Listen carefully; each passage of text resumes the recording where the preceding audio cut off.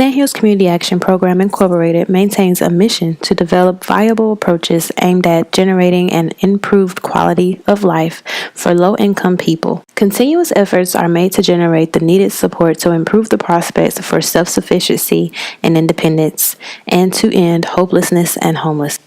We will be beginning with our first booklet, which is titled Sandhills Community Action Program. On page 2, you will see a box that says work schedule. All right, this page is basically just going to explain to you how we work, what time we work, what time we take lunch. Sometimes we have to service our clients outside of work hours, which is something that may be out of the norm if you're not used to working for a nonprofit. Although your normal work hours may be from 8:30 to 5 Monday through Friday, excluding regular intake and case management, there may be times when it is necessary to work on a Saturday or after 5 p.m. SCAP's overarching goal is for our clients to work, and if it's more convenient for the client, we have to come in on Saturday, then we'll come in on Saturday. We may be conducting a workshop or a training session or something of that matter on a Saturday or after 5 p.m. And we need to be flexible enough in our schedule to do that for our clients. On page 3, you will see work schedule. There's a sign in and sign out sheet at every SCAP location, and you will need to sign in and out at every location you visit. Failure to sign in or out may result in being carried in a non-pay status for that undocumented time. So please remember to sign in and out if you're in the field. Now we can flip over to page 4, compensation. SCAP salaries are based on a wage comparability study of other community action agencies and or nonprofit organizations, which just means that we base our salary the same way that pretty much any other nonprofit would. Minimum and maximum salaries are established based on the study, but may be adjusted for location, benefits, budgets, etc. In general, salary increases will be based on outstanding work performance. You can't just work overtime and expect to get paid for it, so please schedule your days out in advance so that you have enough time throughout your day to do everything that's needed in that day, because we try to stick to our budget. Overtime is not something that we can do a lot. Timesheets are due at 12 noon on Mondays. Please bring your signed timesheets and your signed-in sheets bi-weekly on Monday. Your supervisors need to verify that you work those hours, which means that they will sign it and then you will send it over to finance. If your supervisor did not work at your location, you have to fax them your timesheet.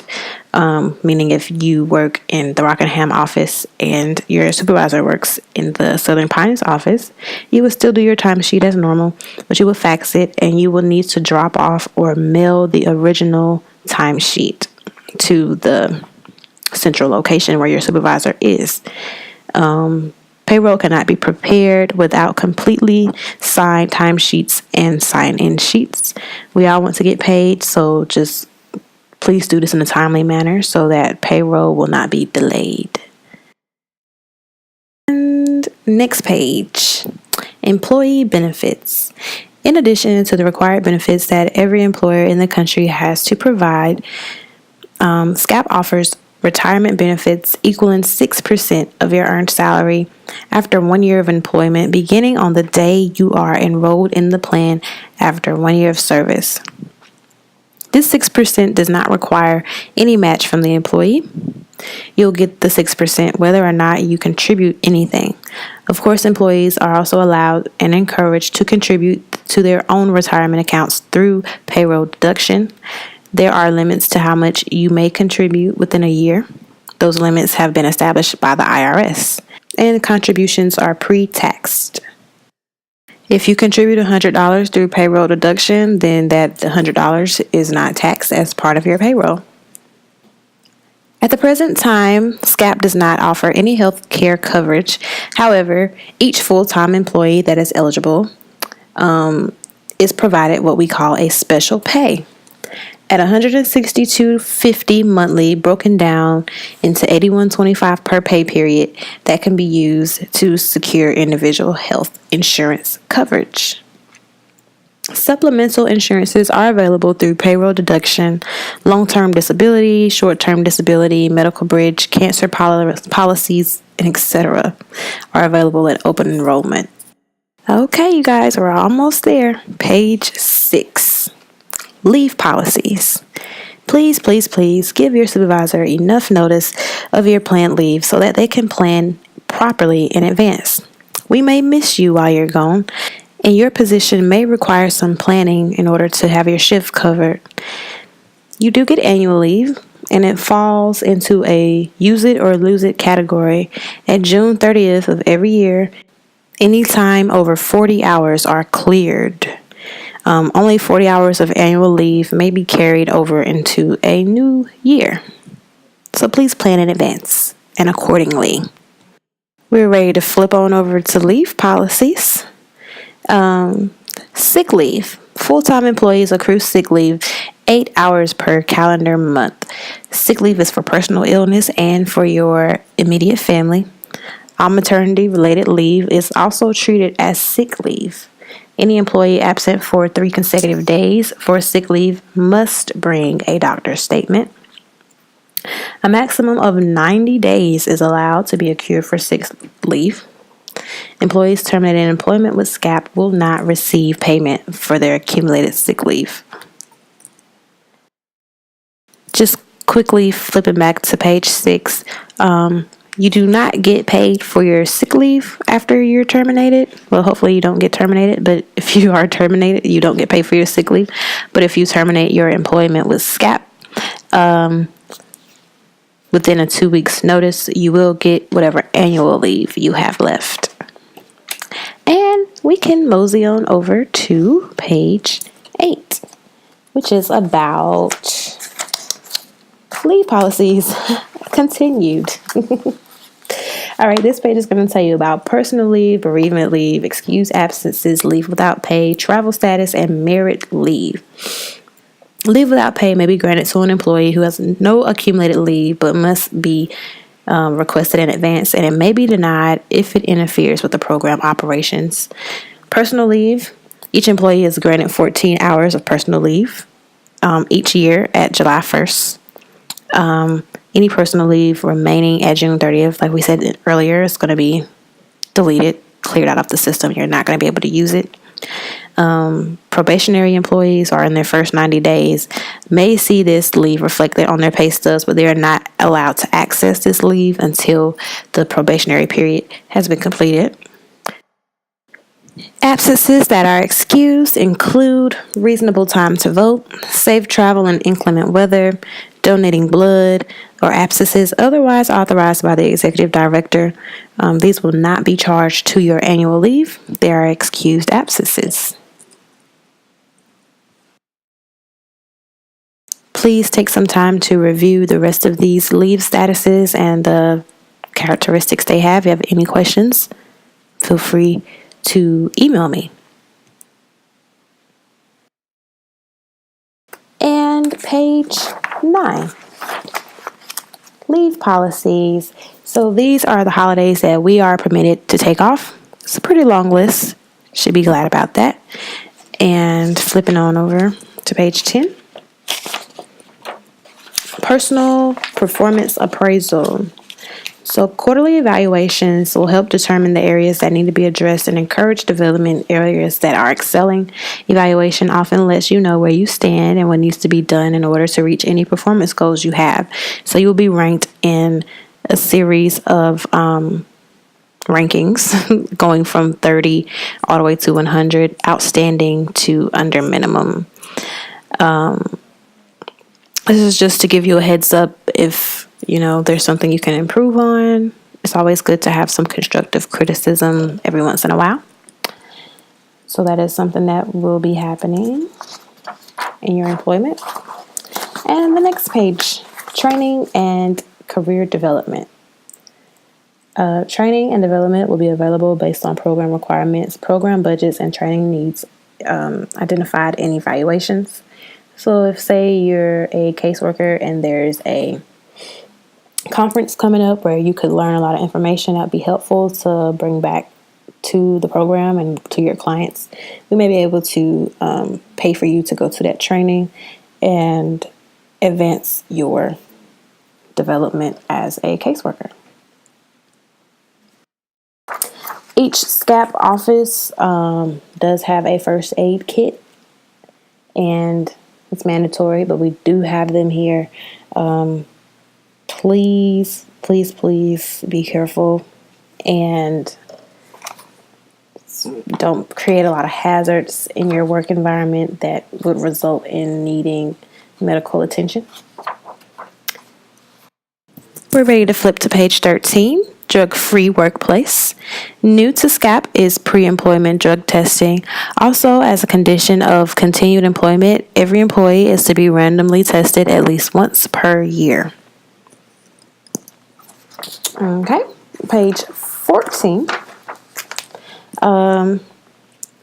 Forms. So forms that you will become familiar with while you're working here are leave request forms. That's when you need to take some days off.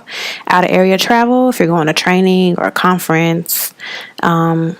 Requisitions, just in order for you to request items that you need. Travel reimbursement within service area. If you're going from office to office and you need gas, this is going to be what you turn in with a travel log, which is the next thing on the list. And that's just going to tell us how much you drove. All right, good job, everybody. Now we're ready to move on to our next booklet, which is going to be procurement procedures. All right. So the procurement process is to, get goods that you need: pens, ink for your printer, paper clips, paper, anything you can think of that you might need, staples, a stapler, staple remover, tape dispensers, all kinds. I could go on and on and on. There's so much that goes into keeping up an office setting. So if you find yourself running low on any of these goods, first you can ask around. There may be some things still laying around. If there's nothing available for you, you are able to write up a requisition and get what you need. So please note, we must be good stewards of the taxpayers' dollars. So everything that we need, we try to get the best price. As of right now, in 2016, we do have an Office Max account, which we hope that we're getting some good deals on. And that's pretty much the first place we go to do things. All right. So next page, duty of care. Goods and services must be necessary for your program operation. So if you're getting ready to sign off on a form for a client and you don't have a pen, it's necessary that you have a pen. Ask for a pen. We will get you a pen. We'll get you whatever you need. They must be reasonable. So don't ask for something weird like a panda clock to put above your desk, because that's not really reasonable for your job. There's a clock on your computer. There's a clock on your phone. You have clocks everywhere. So it has to be something that is sensible, logical, and allowable is the most important thing. So you can flip on over. Code of conduct and conflict of interest. All staff are required to read and sign the conflict of interest statement that is in your policy manual. So please remember to take some time and read over that and sign that paper and get it back to us. All right, page 5. Types of procurement. All right, less than $500, you can call for quotes and write them in the top left of the requisition form. More than $500 requires 3 written quotes or bids. So basically, you're going to see what you need. You're going to look it up on the internet. You're going to find an item number, or you're going to, talk to the people, find out what the service is, get a quote, get it written down, bring it to finance. If it is less than $500, we will go through the process from there. If it's more than $500, please make sure you bring 3 quotes.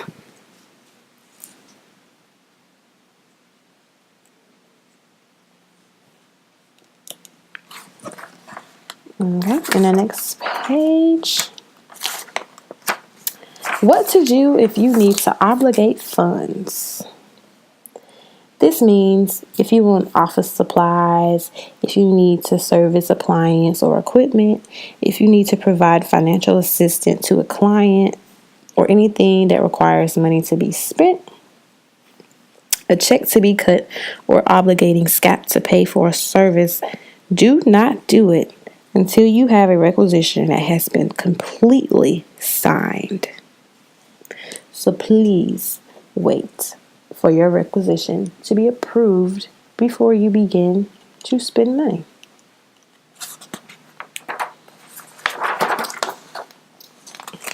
All right. What if you need to obligate funds?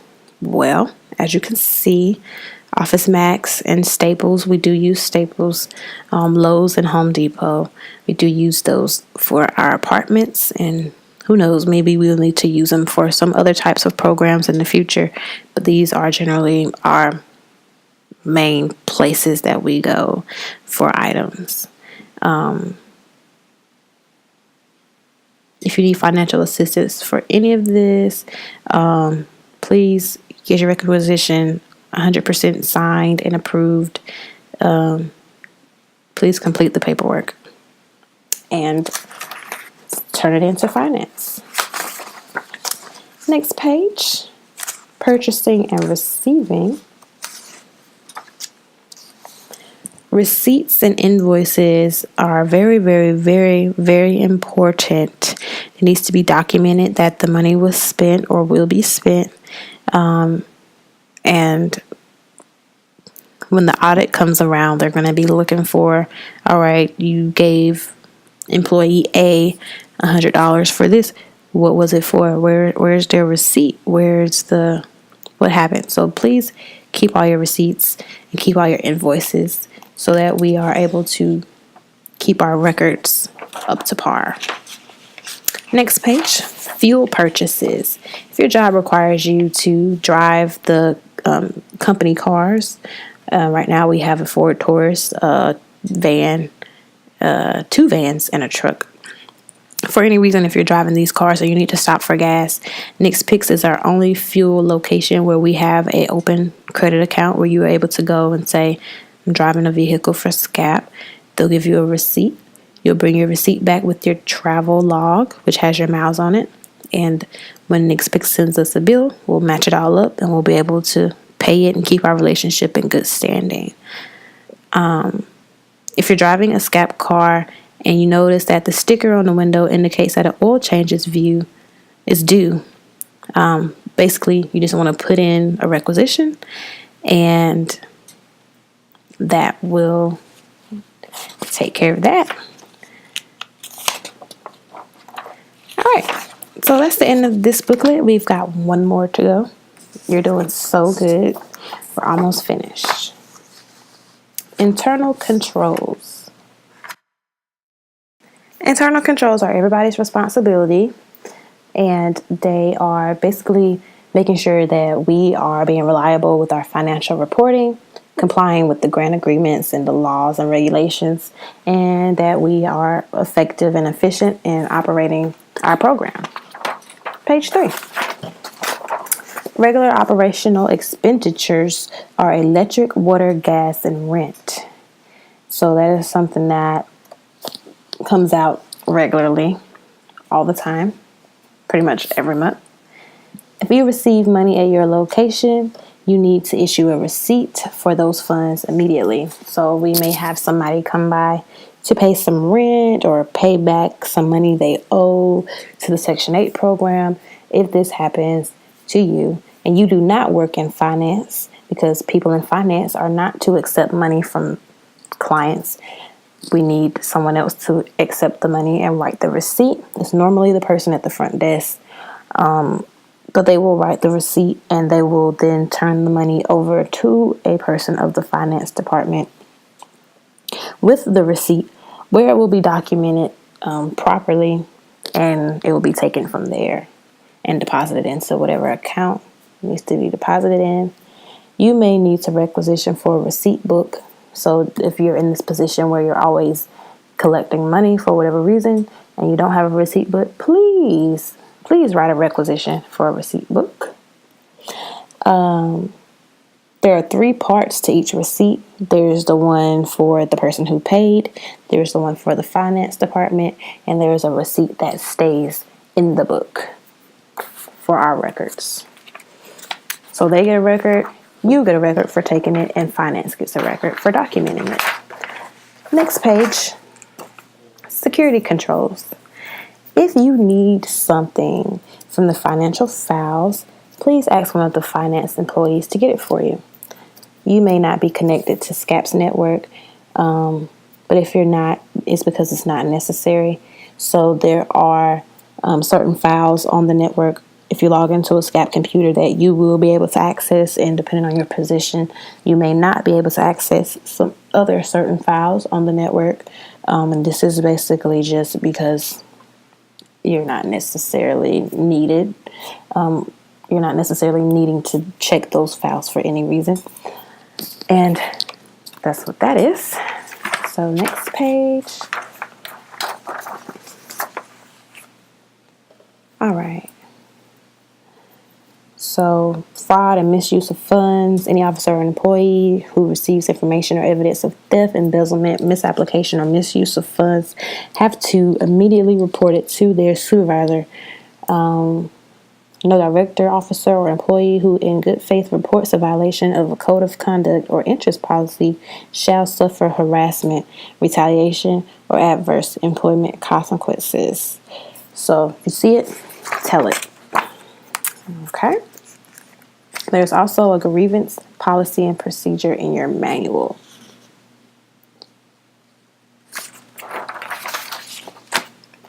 Security controls continued on the next page, which is page 6. We're trying to prevent identity theft. So please make sure that the copies of driver's license and social security cards are kept in the correct place. Only if you need it for something.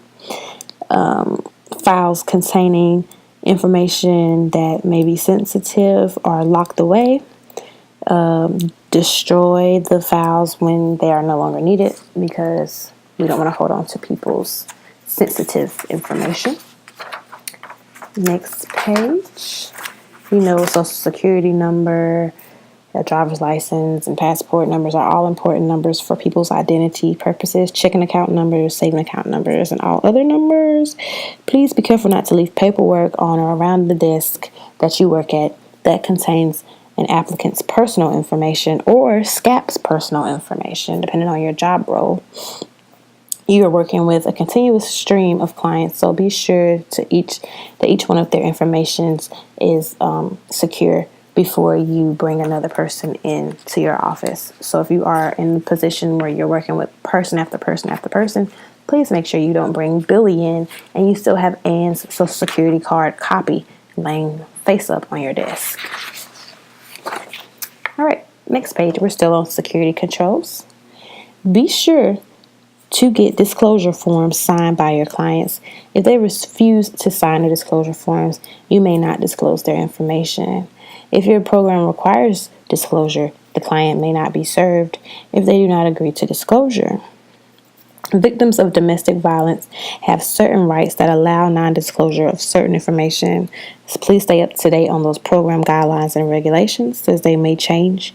If you believe someone's personal information has been compromised, please talk to the executive director and your supervisor immediately. We do not publish or share any personal information of a client. We just don't do that. That's not